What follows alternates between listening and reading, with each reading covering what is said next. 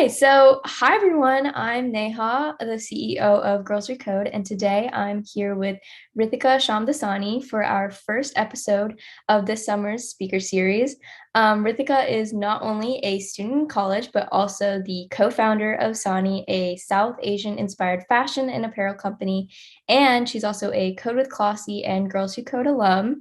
She not only has experience and skills with business and entrepreneurship, but also a variety of skills in computer science and coding, as well as fashion. So, with that, let's get started with the interview. Hi, Ritika. How are you today? Good. Thank you for that intro. It made me sound so cool. I mean, you are cool. So, okay. So, our first question that we wanted to ask you was like, how did you get into coding? Was it something that kind of like unexpectedly happened or something that you always wanted to do? Did you go to a camp for it? Yeah. Coding really happened for me when I was in high school. It was not affiliated with anything related to my school. In fact, my school had no sort of computer science class, but during that time, it was like almost becoming the thing to do or the thing to explore. And my sister was a big person who showed me Girls Who Code. And she was like, there's this program, you should apply for it, see if you get it kind of thing. And high school me obviously also saw it as like a little bit of a resume booster. I was like, yeah, it doesn't hurt. Maybe it'll help for college apps. So I first applied for Girls Who Code. And I ended up getting in off the wait list. So it was something really, really exciting to where like I think it started on July 5th and I got a call on July 4th being like, hey, if you want to do this, come. And I was in North Carolina and the program is in New York. But thankfully I had my sister who I ended up starting SANI with who lived there. So it wasn't too big of a thing. And I went to New York and Girls Who Code was really my first introduction to coding. And it was the best introduction to coding. That's so cool. How long was that program? I'm pretty sure it was 6 weeks. Okay. Well, yeah, that's really cool. Like, that's so crazy how you were able to like literally within one day just like go across the country and just like do that. That was literally so cool. It was Um, fun. yeah. Okay, so I noticed that you had like attended this Amazon coding slash like programming like internship kind of thing. Huh. For like the girls that are like looking to get into like internships and dip their toe more into that area. How did you get into that and like how was that experience basically? Yeah. So that internship happened because of Girls Who Code. Mhm. So when I went to Girls Who Code, a big part of it was they would bring speakers in to come talk to us, right? And they brought in like very high up, cool people, and they always told us to connect with them on LinkedIn. So first step, always connect with these people on LinkedIn. And so I did that, and then the program ended, and it was coming up towards the following summer, and I had loved coding so much, like I wanted to do something more with it. So I remembered all the people that I connected with on LinkedIn from the Amazon program. And I actually messaged every single one of them asking if there were any opportunities for an internship. And out of maybe the 50 or 60 people I messaged, one person responded. Her name is Colleen Aubrey. And she is actually now a really high exec at Amazon. And I remember when she came to talk to us, we then had lunch with her and I talked to her for a while. And she was like, hi, like we don't normally do internships like this, but let me see what can happen. So she ended up creating an internship for me in which I worked with the Amazon Live team based in New York City, specifically on a project that dealt with Python and fixing an inefficiency within the live streaming section that they did. So that internship was a matter of pure networking. And I think that's really, really important to anyone who is wanting an internship, thinking about like technical related stuff. Like it's important to have all your bases down on being able to code, like knowing how to pass technical tests and stuff like that. But in the end, we are in a who knows who world. And being able to have like even just that warm reference when you apply to something or anything else is really, really important. Yeah, definitely, definitely. Okay, so you are a university student at North Carolina State University. I guess what have you been studying there, and what year you are you in that? Yeah. So I came in as a double major in computer science and fashion design. I am now a fashion development and product management major. I kind of threw aside the computer science Yeah. part, mainly because of my business, SANI, and I am now a rising senior at NC State. Cool. So yeah, again, just piggybacking off of that, you are the co-founder of this like super cool like clothing label, Sani. Can you tell me about like how you got into fashion and why you started the company? Yeah. So we never thought we were going to get into fashion, and Mhm. fashion was never really like what we wanted to do. Yeah. But what Nikki and I found was a personal problem, and it revolved around shopping for an Indian wedding, which I'm sure you're probably familiar with. So we were shopping for an Indian wedding, and the process sucked. We hated it. We were WhatsApp video calling our nani in India, trying to get her to virtual shop for us, and she like could barely do like front camera, back camera, Yeah. and did terribly. We ordered things on eBay. Then we went to like random aunties' basements where they would just pull out outfits that had the most bling hot pink all over it. And we really realized that when it came to the shopping experience in the US, a lot of first and second generation South Asian Americans were settling for subpar options and a subpar experience. Mhm. So Sani really started around that problem context and like, how can we solve that problem context? So the first thing that we did was actually design 15 pieces, all in our sizes. And we were like, let's just try this out. If it works, it works. If it doesn't, it doesn't. And it worked. But I think what's happened from then, which is really interesting, is Sani has turned into something more than just a brand for shopping for an Indian wedding. And that's what I'm really, really proud of. I think now, really, our mission is all about accessibility of South Asian culture in a way that's accessible to all people beyond just an Indian wedding. Like, we want to show the embroideries and the craftsmanship of India in a way that's approachable and also not cultural appropriation, but appreciation. So that's kind of how we started, where we started, and like where we're at now, which has been a fun little journey. Yeah, yeah, definitely. I actually relate to that problem a lot because whenever we have like any Indian functions, my mom is always like, "We don't have any clothes because the last time we've been to India was like years ago." Yeah. So how did you like apply your skills with like coding and STEM like into starting your company and like where you are today? Yeah. So a big part of coding is problem solving, Mhm. right? It's all Definitely. about figuring out different permutations, trial and error, changing a semicolon, taking out a semicolon, like adding a new variable, and like it's very plug and play. And I think that's something that you realize. Sometimes you realize it immediately, sometimes you don't. But the minute you do and you realize that it's all about trial and error, the easier it gets to like work through more difficult problems. And when you take that same mindset and you apply it to entrepreneurship, it holds true, right? Like at the beginning, you are a scrappy startup.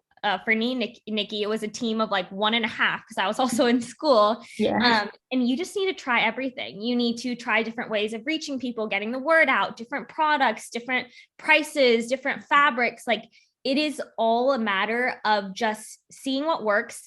If it doesn't work, trying something else. So I think that mentality that I'd already gotten from coding really helped me a lot when it came to Sani then, because I was able to not let the frustration of things not working not get to me as much. So that's, I guess, more on the like thought process way. But in terms of actually like just coding, it's been really useful just to like have that skills being a D2C brand with like a big online presence, having that knowledge. But I will say, like, the mentality you get out of it is something that's applicable to any industry, even fashion. So, for anyone even thinking about coding, do it because it will help you in other ways too. Definitely, yeah. So Sani went viral like on TikTok with almost like 150K followers. I literally just checked today.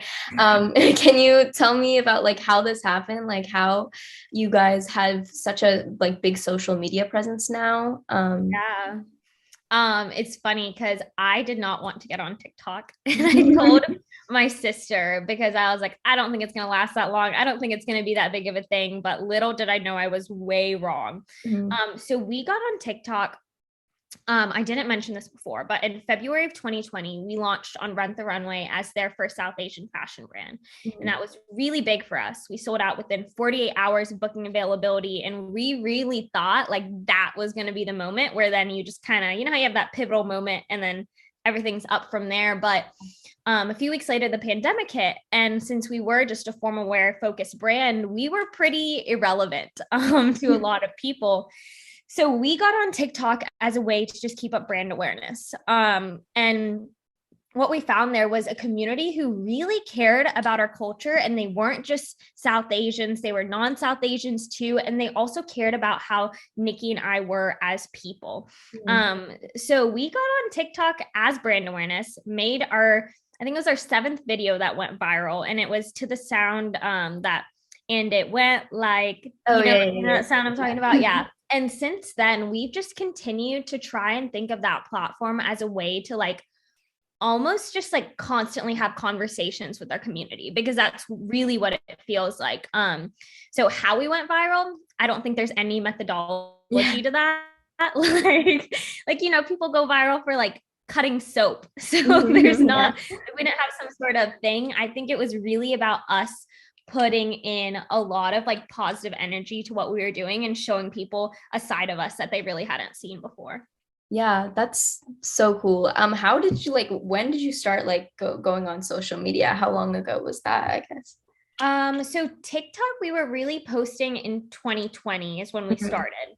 Instagram, we had been on for a while, but we always almost thought of Instagram as a little like uptight, if that makes sense. Like we would be posting like pretty pictures of models, never showing our face. That's about it, kind of thing. Yeah. So we had been on Instagram for a little bit longer, not that much longer, but it's been about I guess 2 years now. What are your like future like kind of plans for SANI and for you, I guess? Yeah. So I think SANI plans and me plans have just connected now. I just can't see them separate anymore. But we're really excited because we have a lot of new products on the way in both the formal wear side and the casual wear side. We have a lot of cool partnerships coming up that we're really, really excited about. You probably saw the most recent one with Carly was really exciting. And then we're really just trying to be at the forefront of South Asian culture wherever it shows up. And I think that mission is going to lead us to a lot of cool places, but it's not just about fashion. It's really about how we can be in every industry all at once, bringing the best to the table kind of thing. So that's what the future looks like. There's a lot more we'll have to figure out, but I'm excited about it.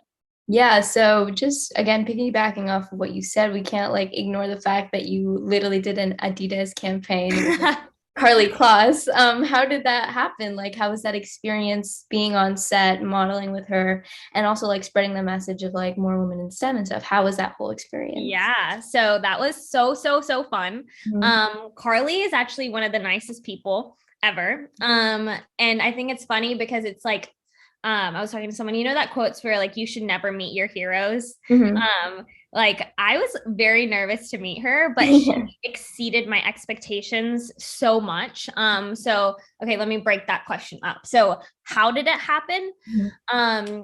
It was very random. So I was actually trying to get connected to Carly's team so I could talk to her about SANI because, you know, she's a powerhouse in the fashion industry. Yeah, like I knew there was so much I could learn from her. And I got connected with her team and I'm on a call with them and they're like, what do you think about modeling with Carly? And I literally, my mouth was just kind of like, I like was checking behind me. I was like, wait, what did they just say? Like, they're like, yeah, she has an Adidas thing coming up in a couple of weeks. Like, what do you think about modeling with her? And I was like, okay.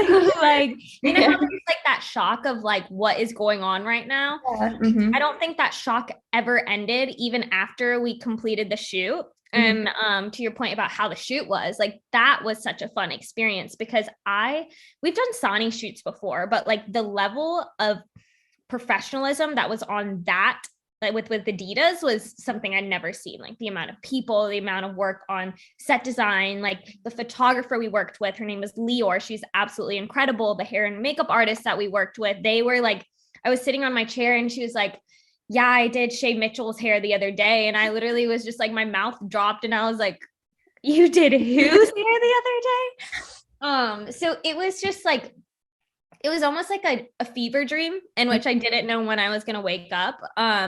But I'm so happy with it, how it all came together, because I think it was a really, really cool campaign. And like you're saying, like, I think it was really cool how Carly wants to involve more than just your typical model Yeah. in something like an Adidas campaign, which is so big. And hopefully people did see that and they were like, oh, like look at that, like there's something going on here.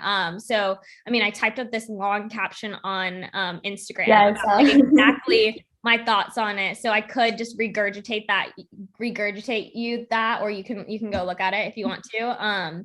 But it was really like a once in a lifetime experience. Yeah, that's like literally so amazing and cool. Like meeting your role model. And also, have you ever like modeled before that? Like, No, not at all. It's so funny because I hate Mhm. modeling. Like I cannot make a straight face because I swear I look constipated all the time. And so like that was another thing. I was like, oh gosh, like I'm gonna look constipated in Adidas campaign. Like, Oh oh no. no. You looked so good in like all Thank the you. photos. Like it was Thank literally you. so stunning. Thank Yeah. What's like your final kind of word of advice to like other girls either looking to get into STEM or looking to get into like business and or maybe even just like the artsier side of STEM? Yeah, you. just kind of Yeah. like from your experience, what's some advice you would give? Um, I think like you're saying, like no matter what path you're taking, the first step towards that path is the most daunting step, right? It's always like, how do I get started on something like this? But I think it's really important to think about like what your goals are as a series of little steps. So whether it is getting involved in coding, right? The Mhm. first step might just be applying to a coding camp. And that's like a first way to break it down. So like try and think of whatever your goals are, or like whatever you want to do as a series of small steps, and just take that first step one at a time, and you'll be good to go. Yeah, thank you so much for being here and answering all these questions for Girls Recode. It was actually such an honor having Oh, you speak about your experiences, not only in fashion, but entrepreneurship and STEM and like all the cool things you've done. Literally, you've done so much. I'm in thank you. awe. Thank It's you. so cool to have like this role model that can like kind of represent South Asian girls in the media and in fashion as well as in STEM and like hashtag girl boss. Yeah, honestly. Thank you. Thank you. Okay, I'll talk to you later. Bye.